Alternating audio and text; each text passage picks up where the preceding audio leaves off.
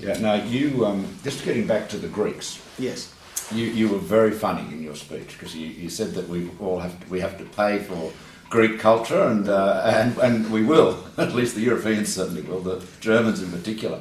But you know, the Greeks have made such an enormous contribution to Australia. They're one of the older immigrant groups. Do you think we're going to see more migration to Australia from Greece, given the problems in Greece at the moment? I think what we will see from Europe, not just Greece, but I think sadly Ireland and a few other places, places which not so long ago were being lauded, in the case of Ireland, the Celtic Tiger and all the rest of it. We will see probably the more enterprising people decide, well, what's the future for us here or our kids? Let's go somewhere where we can, in effect, make our own future.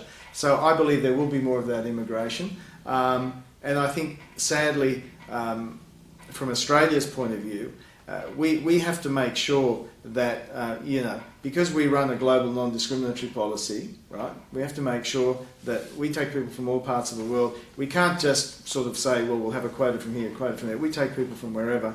But we've got to make sure that in doing that, we are prioritising our economic needs. Because the point you made before about the balance in the program, one of the issues we've had with public acceptance of the program was a perception sometimes under Labor in the late 80s, and then in more recent times that the balance has been tipped too far against skilled migration, for example. So you've always got to prioritise these things. So in taking migrants from abroad, we've got to make sure they understand there are criteria they're going to have to fulfil. You can't just take everybody who wants to come here. So if it's in the case of Greek migrants, they will have to understand, well, you'll still have to meet certain criteria. You're not going to get in just because you're Greek and you reflect a migrant group that's come here in the past. Yeah, for sure.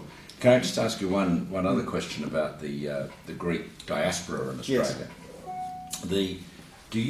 When I was a kid, when I was a student, the Greeks of my generation, which I guess is your generation, I'm a little older than you, but by and large did not learn Greek. Their parents were often reluctant to get them to learn Greek, and they'd pick up a bit from mum and dad, but not a lot. Sure. My impression is that the next generation, their children, are learning Greek in a much more systematic way. Is that right? I think it's a mixed picture. In my case, when we were very young, we learnt Greek before we learnt English. We learnt Greek at home, and we only spoke Greek at home until we went to school. But in places like Sydney, where you had older groups like the Cytherians and the Castelresians, of whom there are a lot in the east, as you know, many of them had been here 1 or 2 generations, and they taught their children some Greek. But to some extent, because they were very keen to integrate at that stage, I think they were reluctant to be too open about it. That changed a bit as Australian society, particularly in the 70s and 80s, evolved more, and we became more multicultural, more culturally diverse, whatever term you want to call it.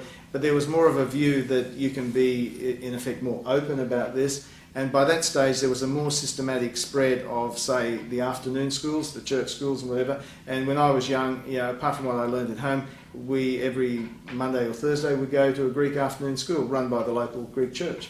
And so that created a more systematic spread of language, I think, through the community as those churches spread.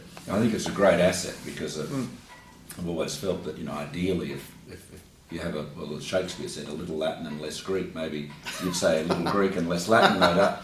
But nonetheless, they are the building blocks of English. So, there's a it's funny how often, if you have a background in Latin or Greek, you can see the roots of so many English words. Sure. And part of the point I was making yesterday in the maiden speech is learning another language, any language, is actually great for the cognitive development of kids.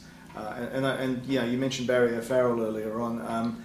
I was interested to see recently he was pushing the idea that there should be more language acquisition in primary school rather than the other way around, where it's tended to be more focused in senior school or high schools.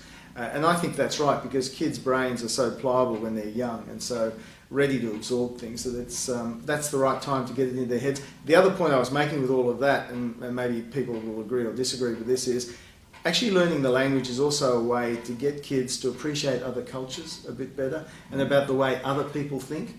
And even though we travel a lot in Australia, do we really sometimes understand the other person in the way they should? I think I think our multiculturalism, our diversity, is one of our greatest assets. I've got no doubt about that. And one of the interesting experiences I had when I was with Goldman Sachs, big international investment bank, because you worked for a while, is the bank used to employ more Australians than they could ever use in Australia. Yes. Because they found Australians to be great travellers, and because of the multicultural background here, you could send them somewhere in the world and they would fit in.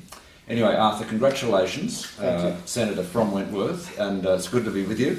And I'm sure there's a lot of great things we can do together, both in Wentworth and down here. And here.